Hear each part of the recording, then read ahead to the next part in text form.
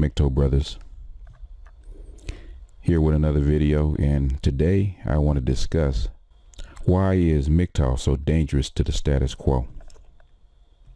Now, we all know that this has been discussed and this has been theorized about the effect that MGTOW is going to have on not only women but our society in general. And today I'm going to share my theories about why MGTOW is, I think, is so much more upsetting to the feminism, females, and the civilization in general. And I was looking at some charts maybe about a week or two ago, and a surprising thought came into my head about what was so upsetting about MGTOW to feminists and women. And I don't think it's just about, the language, or what they call misogynist language. I think there's a little bit more behind that. So with that, we're going to launch into my reasoning. Now, it's pretty evident that there's two camps of MGTOW, though. Those are the under 35, I would say, and the over 35. Okay, the under 35, those are the young guys. Those are the guys that still are in, they're more purple pillars, I would say, for the most part, because they're still trying to figure out not only themselves, but their role in this society in general.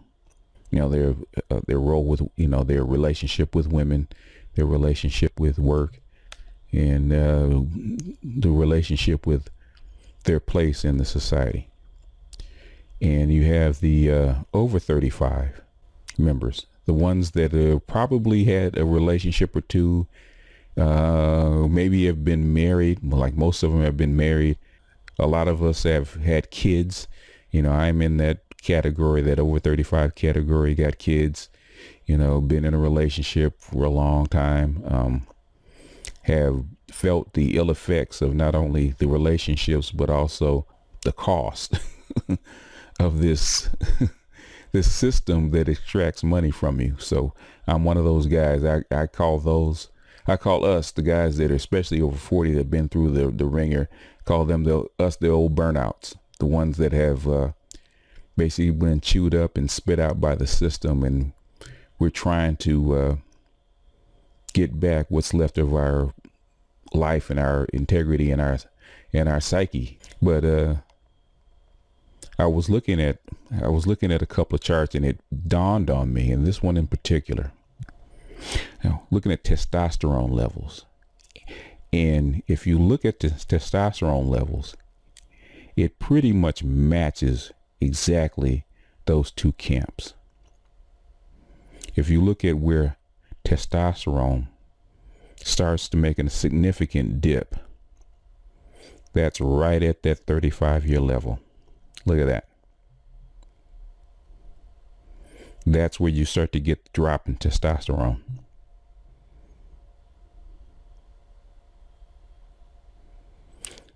That makes a whole lot of sense, because at 35 you don't have that testosterone pushing you and forcing you to make a decision of either suffering or dealing with the female gender.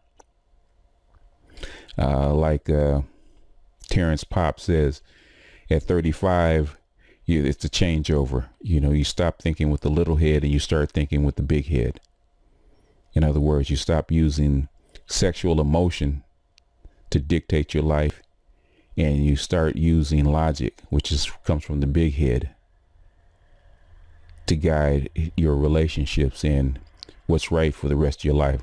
And sometimes that's, at 35, a lot of time that's too late. You've been married, or you've had a couple of kids, and you've gone through a couple of bad relationships, and then you You wake up out of that stupor, and then you realize that, okay, you don't feel it anymore. And then you realize you start to think that, what you've done in the past 15 or 20 years wasn't really worth what you spent, or the time and money that you spent into a relationship, and you realize you didn't get very much out of it except sex. As you can see, the prime time for marriage years, the prime time for sexual relations, is when that testosterone is high. Right there. And later on, we're going to see some more charts, how this one particular thing, this hormone, this powerful hormone that turns basically neutered females into men, affects us, starting at age of puberty, and basically for the rest of our lives. It's this battle between desire, or testosterone fueled desire, and logic. Okay, here's another chart. This is based on the same chart that we just saw, and you can see it's pretty much the same thing. You can see that testosterone for men peaks at about age 21 or 22, which used to be the prime time for a man to be married, which is the time that men are most likely to be under the spell of women. This is when young men try to have the most sex and have the most problems. This is also the time when women have most choice, because you look at the huge gap between estrogen levels, which causes desire in women, and testosterone levels. You can clearly see the advantage at that age that women have over us, or have over men. It's almost not fair. It's like getting to a ring and one fighter has been boozed up or had drugs ingested into their system, and their reactions are hampered by that drug. By the same token, you can see that as our testosterone at 35 is dipping, a woman's estrogen levels start to rise. And that's when her desire starts to peak. This is also the time that you see a lot of divorces. This is the time when a woman's arousal wakes up, and all of a sudden she's not happy. This is the normal time when first marriages, a lot of first marriages, if they're going to break up, this is when they're going to break up. The man's desire starts to wane. Woman's desire starts to rise, and then there becomes a mismatch where now the man's logic is in control.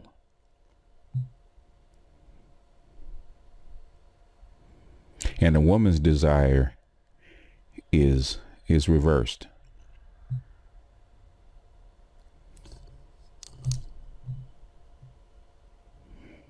This is also her last. This is also, you see, this also her last chance to have children normally. So this is the biggest push, especially for women that have delayed having families. You see this big push to have children at this particular peak. Now, come to think of it, if men were a little bit more mercenary and they didn't buy into the Madison Avenue or the propaganda that you had to have a 10 or you had to have a young nubile woman, and they just wanted to have sex, this is a match. This is probably where men in their 20s, they're 21, 22, 23, should actually look for sex, right here, because this is where the young men have the advantage. But I digress. So we're going to go on to the Next slide. This basically confirms what we're talking about. It almost mirrors exactly the same thing. You can see a man's sexual appetite, or his libido, is peaks out at age 20, in the early 20s, from age 19 to about age 25. Like I said, that is the prime time for a woman to get married, and also that is the prime desirability, a desirable interval for women from age 21 to 23. 21 to 25 is when she is most desired by men, because that is when the young males are more sexually aggressive. Their libido is highest. If you look, it parallels to the same thing. You can see that the reversal point is exactly at age 35. This is what I call the MGTOW range. When testosterone basically leaves or starts to withdraw from the body, and logic starts to take over,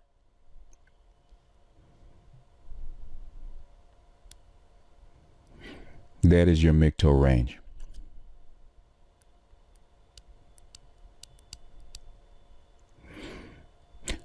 This is also the range where women are least satisfied, because now she doesn't have the advantage anymore, because the help that she was getting from testosterone no longer applies. Like I say, all the charts seem to reflect the exact same thing. If you look at the peak of when men are actually in the dating field, or actually in the dating pool, it is at the exact same age. They peak out at age 21, 22 years old, and then it's a steady decline. And it's almost the same point where you see the reversal of men and women in the dating pool. At age 35, it starts to drop off,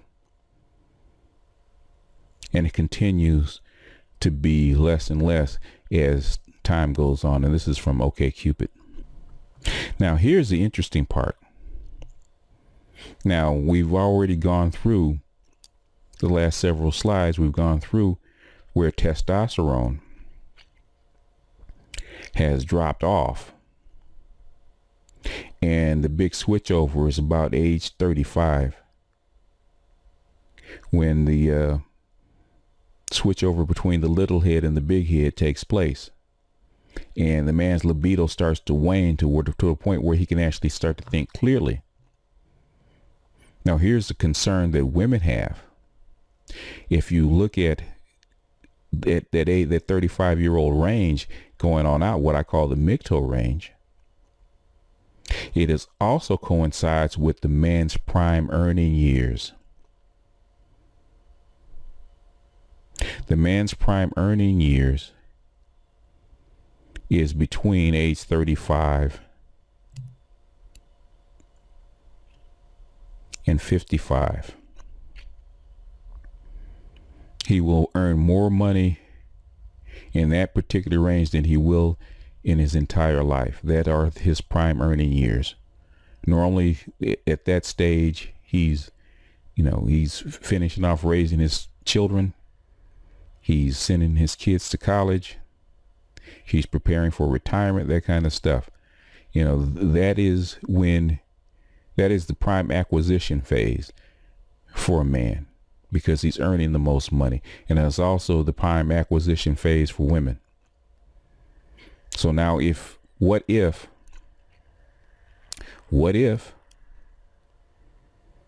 all of a sudden those men went MGTOW? Those men took themselves out of the pool. They didn't finance families anymore. If they were married, they got divorced. They didn't want to have children. they didn't want to be married anymore. How many women would be in poverty if men all of a sudden at 35 years old decided they didn't want to participate? And think about all those women that have gotten degrees and gotten careers and decided that, after age 30, they wanted to be married right when their libido was starting to rise. And all of a sudden they hit the MGTOW range where men didn't want to be bothered with them anymore. That would take a lot of money out of the system. That would take a lot of money out of women's hands. A lot of times we think that they're concerned about the young men over here, and rightly so, because MGTOW does affect these men here. But the immediate effect is when the men get to this particular range, because here, like I said, they will earn more money than the rest of their lives combined.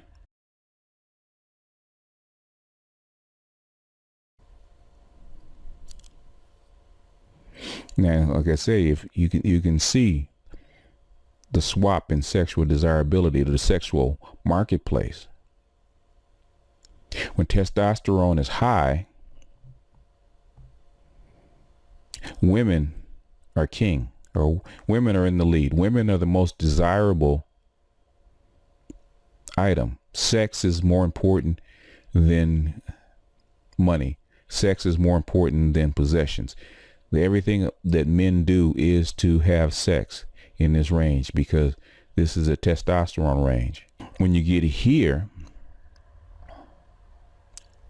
what's more important to a man is his own future, is his own being, is his own thoughts, is his own habits, it's his own practices. The man is more self-centered. This is when, as they call it, the midlife crisis happens.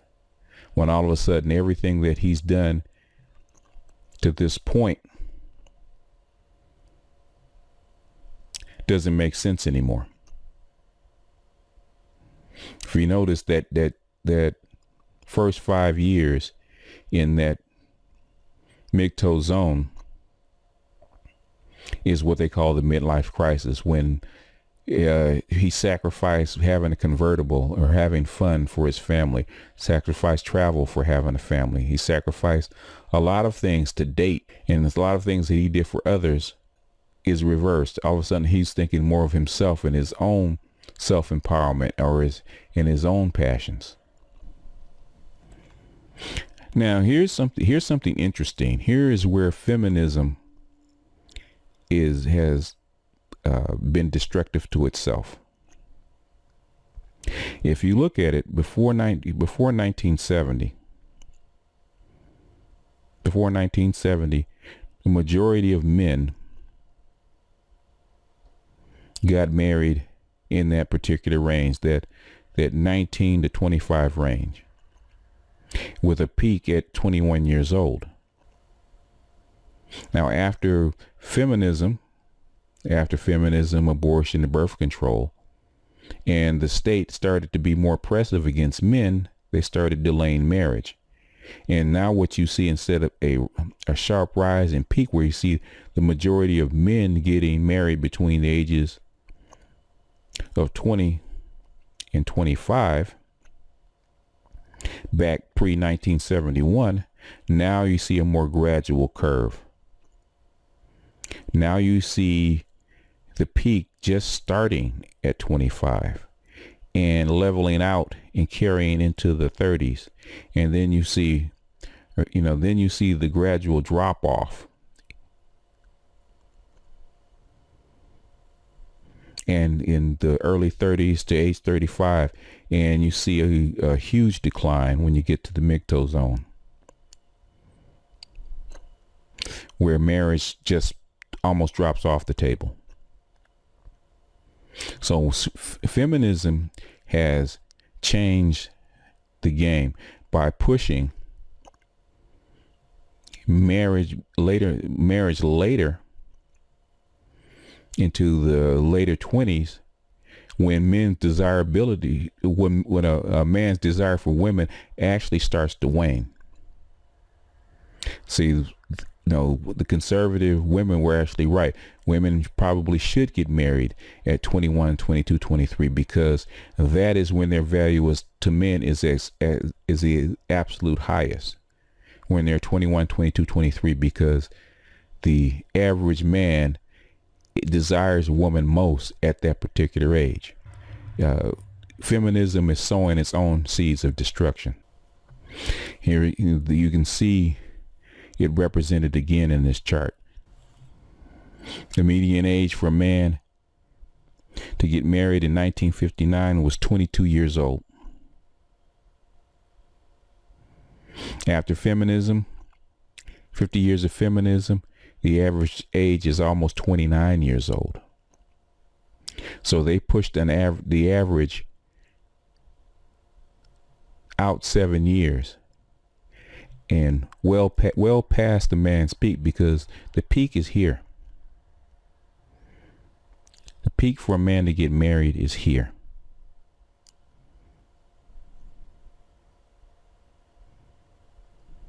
Or I should say here. And they pushed this all the way out to the point where now his testosterone is declining, and the value of women is also starting to decline. And this, you can look at the trend. This trend is still rising. In another 10 years, the average age will be 32. If you look at this trend, you look at it, like I said, the seeds of destruction for feminism is built into the system itself. As the system becomes more oppressive, as the system becomes more onerous, you can look at the decline in marriages. It's just a decline in first marriages. If you look at that, just look at this. The number of marriages for 1,000 people, look at that. It was 76. It's cut in half. The marriage rate has declined to 50% in just 40 years. That's feminism at work. Feminism is creating MGTOWs. Like I said before, MGTOW is a natural reaction to this feminist system that they're running. It also reflects in the same thing. If you look at my last videos, you look at the birth rate. This is society trying to keep its birth rate stable.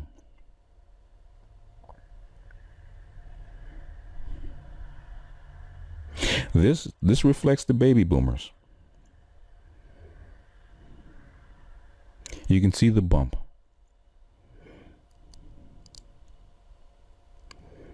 This is the beginning of the country when reflects the beginning of the country when the migration from the old world started. This reflects the baby boomers. And the last peak was 1970. We tried to level off.